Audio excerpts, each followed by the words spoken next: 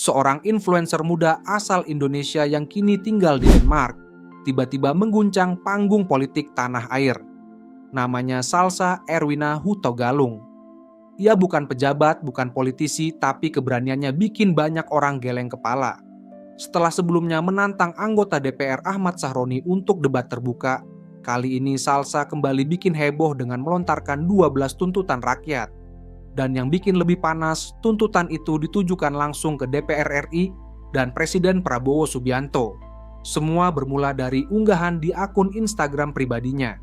Ribuan orang ikut meramaikan, ratusan ribu memberikan tanda suka, dan puluhan ribu meninggalkan komentar dukungan.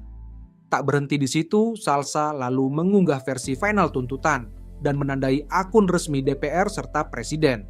Hasilnya, postingan itu langsung meledak jadi perbincangan nasional. Isi tuntutannya nggak main-main, antara lain 1. Sahkan RUU perampasan aset. Pertama, sahkan rancangan undang-undang perampasan aset sekarang juga. 2. Pecat anggota DPR yang terbukti menghina rakyat atau hanya memperjuangkan kepentingan partai. Kedua, pecat anggota DPR yang terbukti menghina rakyat Ahmad Sahroni, Deddy Sitorus, Bambang Pacul, dan yang lain-lain itu yang berjoget-joget di parlemen.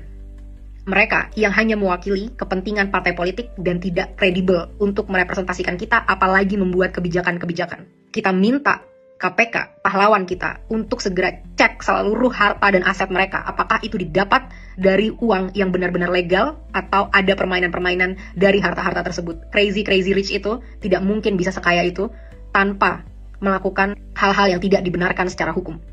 3.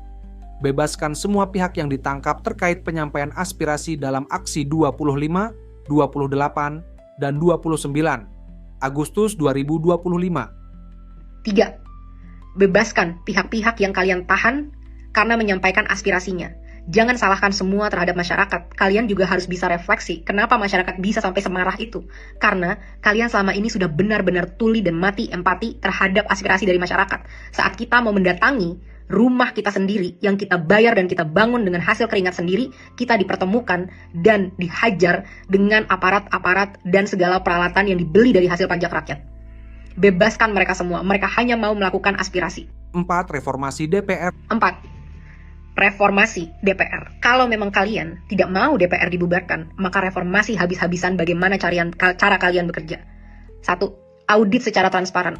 Apa isi dari anggaran 9,6 triliun per tahun di tahun ini dan tahun depan? Apa itu? Setiap sennya kita mau tahu dengan jelas. Dan setelahnya, setelah 7 hari, kita mau kalian laporkan penyerapan anggarannya setidaknya setiap bulan kepada rakyat. Kita mau tahu apakah investasi kita itu benar-benar membuktikan dan memberikan kesejahteraan atau ini semua hanya investasi bodong untuk kepentingan-kepentingan pihak-pihak tertentu. 2. Rampingkan segala anggaran. Tidak ada tunjangan-tunjangan ini, itu, tunjangan beras dan lain sebagainya. Dan rampingkan jumlah anggota DPR. Bersihkan DPR dari pengkhianat-pengkhianat rakyat. Pengkhianat-pengkhianat bosnya sendiri. Potong semua anggaran yang tidak urgent untuk kesejahteraan masyarakat. Rapat-rapat, kunjungan kerja ke luar negeri, patwal, dan semua itu tidak ada hubungannya dengan kesejahteraan masyarakat. Hentikan budaya gila hormat, karena kalian semua adalah karyawan. Bertingkahlah seperti karyawan. 3. Tolak mantan napi korupsi sebagai anggota DPR ataupun anggota BUMN. Tidak ada lagi penghargaan terhadap pengkhianat bangsa yang merampok kekayaan rakyat. 4. Hapuskan semua perlakuan istimewa yang menciptakan kesenjangan antara rakyat dan parlemen, yang membuat parlemen mati empatinya dan tidak mampu membuat kebijakan yang berpihak kepada rakyat. Contohnya, bayar pajak tidak boleh lagi ditanggung oleh APBN, harus ditanggung oleh individu. Kita tidak mau lagi melihat ada pengawalan khusus terhadap anggota parlemen. Mereka harus bertingkah layaknya masyarakat. Semua hidup kita urgent, apalagi kita yang bayarin gaji kalian dan infrastruktur dan operasional keberlangsungannya negara ini. Kita yang lebih penting dibanding kalian. Transportasi, tidak ada tunjangan mobil, cukup tunjangan untuk naik transportasi umum. 4. Hapuskan pensiunan seumur hidup bagi para anggota-anggota DPR yang masa kerjanya hanya 1 periode. Kita tidak mau lagi membayari mereka sampai akhir hayat kalau memang mereka tidak mau mengabdi dengan tulus kepada masyarakat. Kedepannya, kita mau KPK atau BPK untuk meninjau dan memeriksa harta dari segala anggota DPR, dan kita mau transparansi yang besar-besaran. Semua rapat-rapat diskusi kita mau itu ditunjukkan live secara online ke rakyat. Bahkan kalau bisa, rakyat harus selalu boleh masuk ke gedung DPR untuk mendengarkan dan melihat apa yang karyawannya sedang lakukan. Kelima, turunkan gaji dan tunjangan DPR.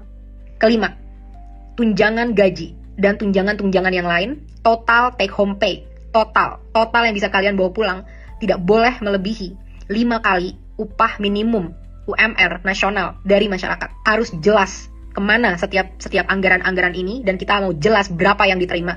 Tidak boleh lagi ada kesimpang siuran yang berkata ada yang menerima segini, segitu, dan lain sebagainya. Harus jelas berapa yang diterima sebagai take home pay, kita harus tahu itu. 6. Tetapkan Key Performance Indicators, KPI, untuk anggota DPR.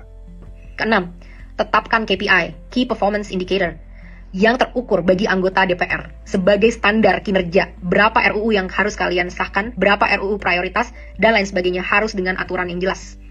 Kedepannya, evaluasi dan pecat anggota-anggota yang tidak bisa bekerja dengan benar, yang tidak datang saat-saat rapat, yang tidak bisa menghasilkan RUU yang diminta oleh rakyat. Laporkan semua progress, achievement, challenges secara berkala kepada rakyat. Kita berhak tahu apa yang terjadi di dalam ruang DPR. 7. Audit menyeluruh BUMN.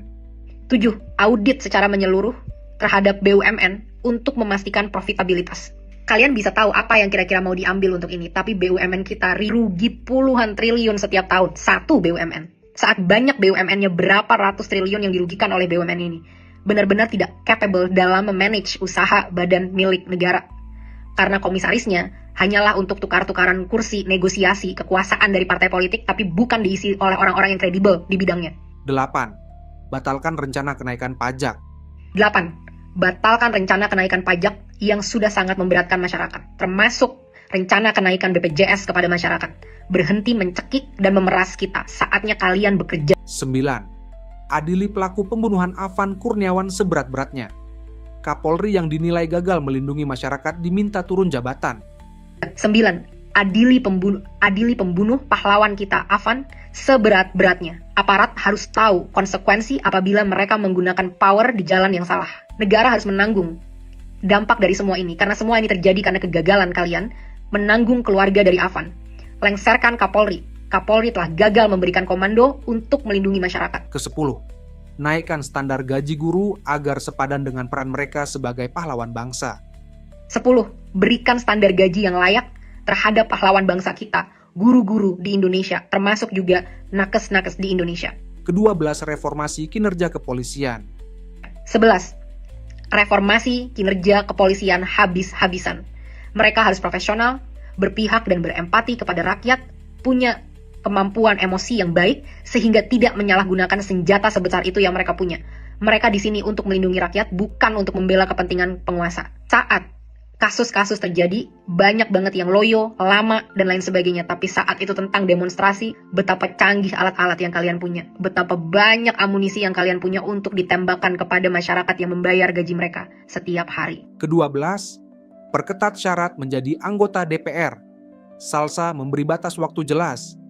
Pemerintah harus menjawab tuntutan ini sebelum 5 September 2025.